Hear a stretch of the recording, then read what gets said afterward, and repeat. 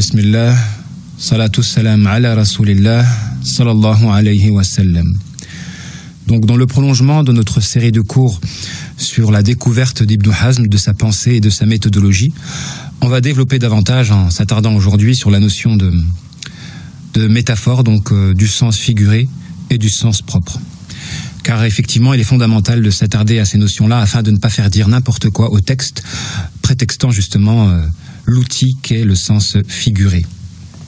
Mais avant de rentrer dans le sujet, j'aimerais m'attarder sur ce sectarisme qui existe à l'intérieur de la communauté musulmane, un sectarisme qui serait comparable aux rivalités de cité. On voit de nos jours des jeunes de cité se faire la guerre à propos de territoire. Voilà, la guerre des gangs, la guerre des cités pour une question de territoire. Donc un parti pris qui est lié justement à une géographie au point où on fait une alliance et un désaveu en fonction de notre situation géographique, jusqu'à parfois tuer.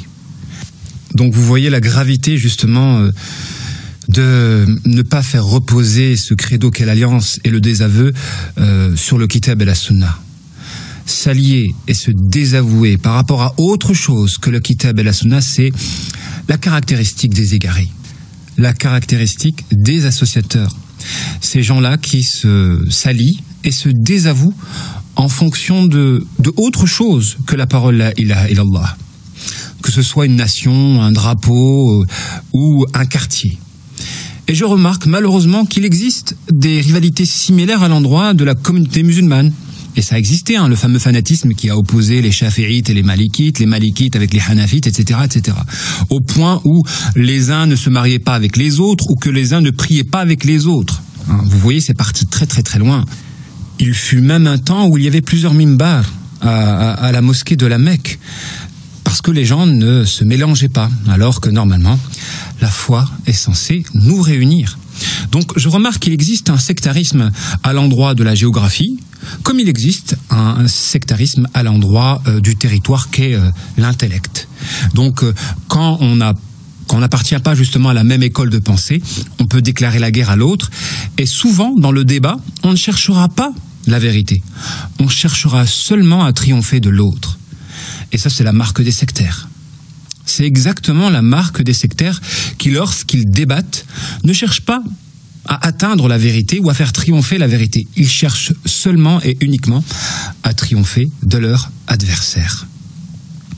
Donc il existe un sectarisme intellectuel à l'endroit du territoire qu'est celui de la pensée, comme il existe un sectarisme physique à l'endroit de la géographie lorsqu'il y a de la rivalité en fonction de quartiers, pour aboutir parfois à des drames.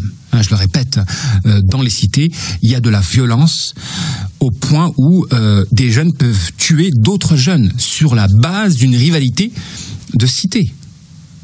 Donc on a vraiment ici affaire à une question de shirk, puisqu'on va se battre, s'allier et se désavouer sur la base d'autre chose que le kitab et la sunna, au point de sacrifier sa propre vie ou d'enlever la vie de quelqu'un d'autre. Donc il faut bannir du mieux que l'on peut ce sectarisme qui peut atteindre le domaine de l'intelligence moyennant ces rivalités à l'intérieur même de la communauté musulmane. Et vous avez plein de musulmans de nos jours qui, lorsqu'ils débattent, ne cherchent pas en réalité à faire triompher la vérité.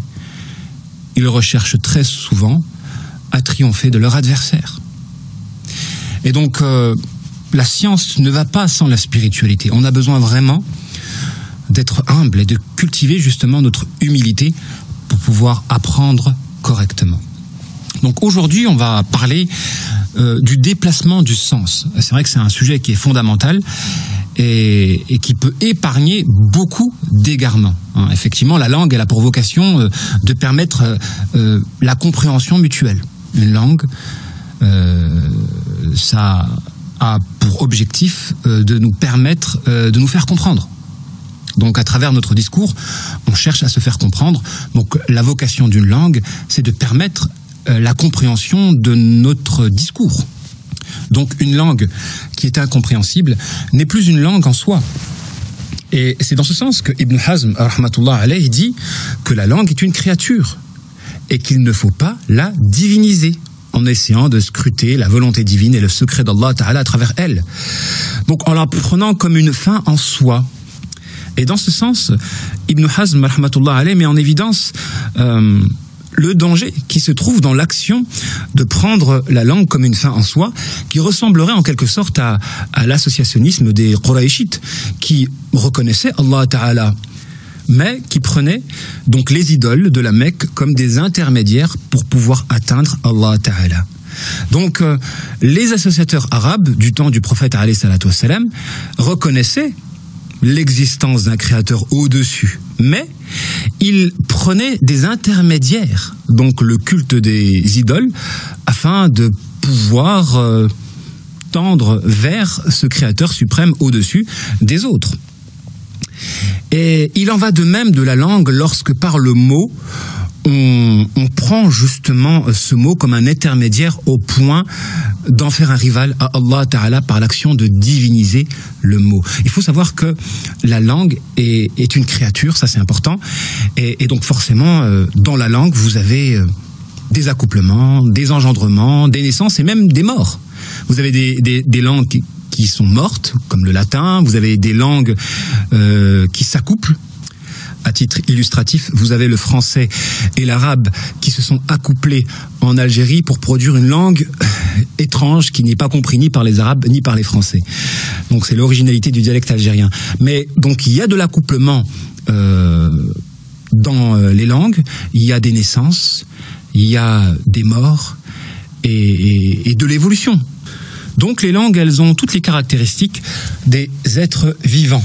Et dans ce sens, Ibn Hazm rahmatullah alayh nous invite à ne pas les prendre comme des intermédiaires lorsque, à travers le mot, on cherche à scruter la volonté divine et le secret d'Allah Ta'ala, voire à les prendre comme des fins en soi jusqu'à s'éloigner tout simplement d'Allah Ta'ala. Donc, on rentre directement dans le sujet, à savoir la question du sens figuré, al-majaz, et le sens propre, al-haqiqa. En citant une parole d'Ibn Taymiyyah, rahmatullah alayh, qui dit que le découpage entre le sens propre et le sens figuré n'existe pas en réalité dans la langue arabe. Et dans ce sens, même Ibn Qayyim al-Jawziyya, rahmatullah alayh, cite une parole similaire quand il dit «Taqsim al-alfaz ila haqiqa wa majaz, laysa taqsiman shar'iyyan wala lughawiyan wala aqliyan». Donc lui aussi, il précise que le découpage donc des termes en sens figuré et en sens propre est un découpage qui n'a aucune assise dans la législation, ni dans la raison et ni linguistiquement. Et c'est vrai que bon, on va pas renier le fait qu'il existe des paroles, des expressions qui doivent être prises au sens figuré, comme la main longue pour mettre en relief justement la générosité, ou le fait de s'adresser à une ville pour comprendre qu'on s'adresse en réalité non pas à la ville, aux murs et aux ruelles de cette dernière, mais aux gens justement qui résident dans cette ville. Donc il y a des expressions qui doivent être prises au sens figuré, mais l'originalité de la langue arabe, c'est qu'on n'a pas le droit de partir vers un sens figuré sans une preuve.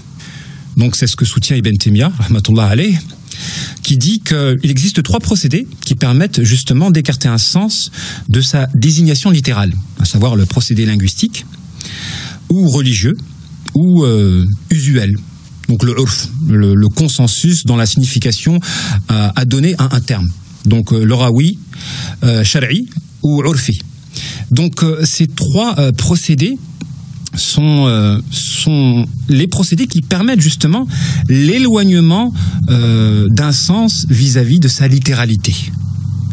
Et dans ce sens, Ibn Hazm, rahmatullah alayh, donc aborde ce sujet qui est fondamental, le déplacement du sens, parce qu'il existe des termes qui ont évolué dans leur signification, soit d'un point de vue légal, soit d'un point de vue linguistique, ou soit d'un point de vue usuel. Et je prends l'exemple de salah, donc la prière, qui en réalité ne signifie pas prière. En réalité, la salah, ça signifie invocation, invoquer Allah Ta'ala. C'est la loi qui a fait en sorte que le sens s'est écarté justement de sa littéralité pour avoir le sens que l'on connaît aujourd'hui, à savoir prière. Donc, dans ce sens-là, Ibn Hazm, rahmatullah alayh, dit la même chose, c'est-à-dire que pour écarter un sens de sa désignation littérale, il faut soit un texte, un argument, donc un texte, une preuve du Kitab et de la Sunna qui justifie l'écartement vis-à-vis de sa désignation littérale. Donc il faut un dalil. Et s'il n'y a pas de dalil, on n'a pas le droit de donner un sens figuré à un terme en l'éloignant justement de sa désignation littérale, puisque c'est accorder en quelque sorte un degré prophétique, voire même divin à celui qui donnerait un sens figuré là où il n'y a aucune preuve d'un éloignement vis-à-vis de la désignation littérale. Et donc on pourrait faire dire au texte tout ce que l'on a envie de dire. Et ça, c'est le propre des sectaires qui ont envie de justifier leur égarement à travers la révélation. Alors, je le précise souvent, l'enfer est éternel parce que certains péchés sont aussi éternels. Et comment un péché peut être éternel? Quand on tente de le justifier. Justifier son péché, c'est le rendre éternel. Et si on rend éternel notre erreur, on mérite un châtiment aussi éternel. Et dans ce sens s'explique le châtiment éternel et la malédiction d'Iblis, car il a tenté de justifier son péché. Par extension, tous les égarés, ici-bas, qui tentent de justifier leur égarement, leur passion, moyennant la révélation, par des interprétations tirées par les cheveux, moyennant l'outil qu'est le sens figuré, un outil que justement notre révélation condamne, eh bien, à partir de cet outil, de nombreuses sectes ont vu le jour. De nombreux courants de pensée ont vu le jour où des gens égarés ont tenté de justifier leur passion moyennant une interprétation figurée, métaphorique du Coran, à l'exemple des batinites, les partisans d'une lecture cachée, auquel donc ce courant de pensée auquel appartient le président syrien, donc Bachar el-Assad, donc ce fameux courant de pensée considérés comme des mécréants par Ibn Taymiyyah, rahmatullah alayh, les Nusayrites. Donc ces gens-là qui ont une lecture cachée du Coran jusqu'à dire que le paradis auquel fait allusion le Coran, c'est le paradis de la transgression des interdits. En gros, comment ils ont interprété la notion de paradis dans le Coran? C'est l'action de ne plus respecter les interdits de la religion. Vous êtes dans un paradis à partir du moment où vous vous abandonnez à vos passions et que vous arrêtez d'obéir aux préceptes de l'islam. Voilà la lecture qu'ils ont du Coran, avec cette lecture soi-disant cachée des versets du Coran, moyennant justement l'outil qu'est le sens figuré.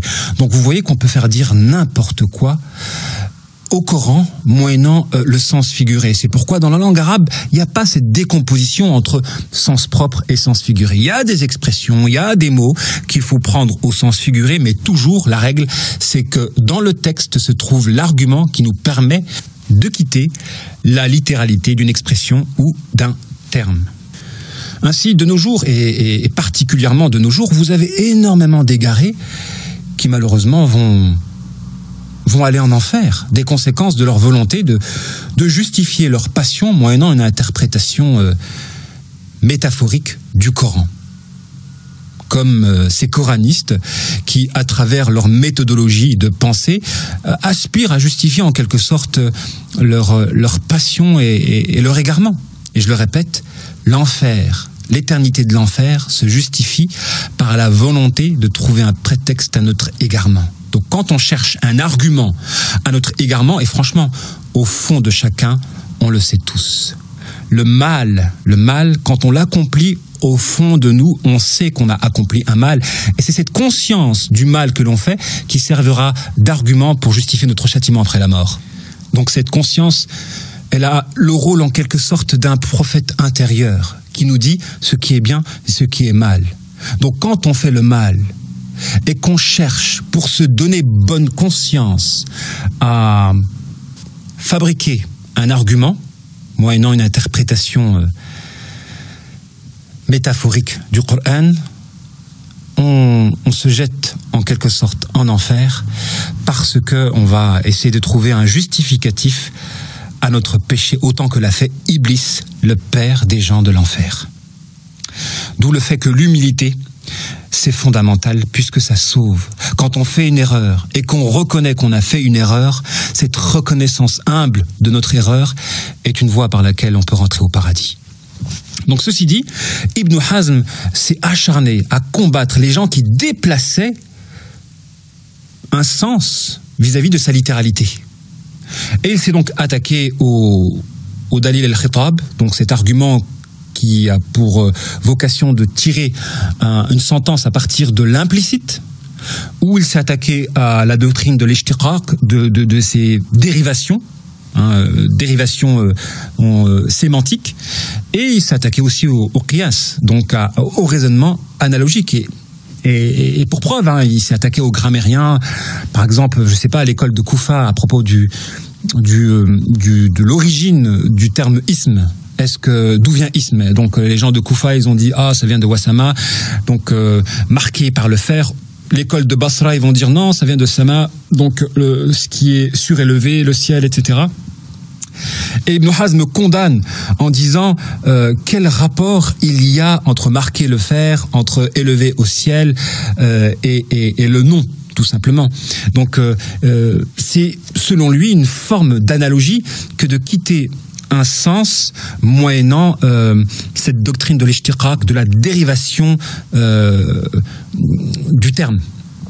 Et c'est à partir de cela que les gens sont partis dire que Allah Ta'ala n'était pas établi sur son trône, et mastawa ala al-arsh, et ils ont dit non, il a plus dominé, on rajoute un petit L, stawala, et puis voilà, il a plus dominé le trône. Donc vous voyez que on ne doit pas écarter un terme de son sens littéral sans une preuve.